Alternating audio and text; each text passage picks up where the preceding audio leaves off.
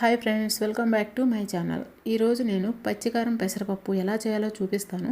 ఇది చాలా టేస్టీగా ఉంటుంది ఫ్రెండ్స్. మీరు కూడా ఒకసారి ట్రై చేయండి. మీకు ఎలా వచ్చిందో కామెంట్ చేయండి. ముందుగా అయితే మనం ప్రాసెస్లోకి వెళ్దాం. ముందుగా ప్రెషర్ కుక్కర్ తీసుకొని దానిలో 1 కప్పు పెసరపప్పు అనేది యాడ్ చేసుకోండి.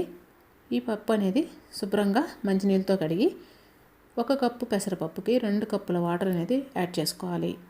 అలా అయితేనే మనకి కరెక్ట్గా కన్సిస్టెన్సీ అనేది బాగుంటుంది. సో ఇలా వేసుకున్న తర్వాత 2 టమాటాలని కట్ చేసి వేసుకోవాలి.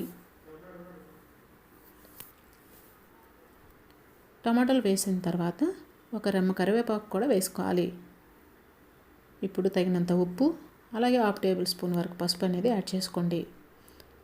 1 టేబుల్ స్పూన్ ఆయిల్ కూడా యాడ్ చేసుకోవాలి. ఈ ఆయిల్ యాడ్ చేయడం వలన మనకి పప్పు అనేది పొంగకుండా ఉంటుంది. ఇప్పుడు దీన్ని మూత పెట్టేసి 4 విజిల్లు వచ్చే వరకు ఉడికించుకోవాలి. అది ఉడికే లోపల మనం పచ్చికారాన్ని రెడీ చేసుకుందాం. మిక్సీ జార్ తీసుకొని 10 వెల్లుల్లి రెబ్బలు తీసుకొని దీనిలో 5 పచ్చిమిరపకాయలు వేసుకోవాలి. నేనైతే కొద్దిగా పెద్దగా ఉన్నవి వేసుకున్నాను. మీరు కొద్దిగా కారం ఎక్కువ తినే వాళ్ళైతే ఎక్కువగానే వేసుకోండి. ఇప్పుడు ఇది కచ్చాపచ్చాగా మిక్సీ పట్టుకోవాలి. చూసారు కదా, ఈ విధంగా మిక్సీ పట్టి పక్కన పెట్టుకోండి. ఇప్పుడు మనకు పప్పు అనేది ఉడికిపోయి ఆవిరిపోయి ఉంటుంది కదా. సో ఇప్పుడు మనం మూత తీసేసి దీన్ని గరిటెతో ఒకసారి బాగా కలుపుకోండి. పప్పు గుత్తితో కలపన అవసరం లేదు. ఇది ఎందుకంటే పెసరపప్పు త్వరగా ఉడికిపోతుంది కాబట్టి గరిటెతో అయితే చాలు.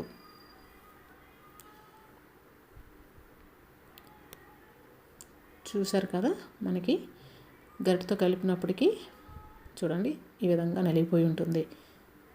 సో ఇప్పుడు మనం దీనిలో ఈ పచ్చి కారాన్ని రెడీ చేసాం కదా, దాన్ని దీనిలో యాడ్ చేసుకుందాం. ఇది చాలా బాగుంటుంది ఫ్రెండ్స్. ఒకసారి ట్రై చేయండి. ఎప్పుడు పెసరపప్పులా కాకుండా కొత్తగా ట్రై చేస్తే కదా మనకి టేస్ట్ అనేది డిఫరెంట్గా ఉంటుంది. సో ఇప్పుడు ఇది మొత్తం కలిసేటట్టు కలుపుకోవాలి. ఇలా కలుపుకున్నాక వేరే గిన్నెలో మనం ఈ పప్పుని యాడ్ చేసుకోవాలి. ఇలా వేసుకొని స్టవ్ పైన పెట్టుకోండి. పప్పు అనేది చూసారు కదా, ముద్దగా ఉంది. సో మనం కొద్దిగా వాటర్ అనేది వేసుకుందాం. ఈ పెసరపప్పు ఎప్పుడు కూడా మీరు వండేటప్పుడు కొద్దిగా పలచగానే చేసుకుంటేనే టేస్ట్ బాగుంటుంది. సో ఈ విధంగా కన్సిస్టెన్సీ అనేది చూసుకోండి.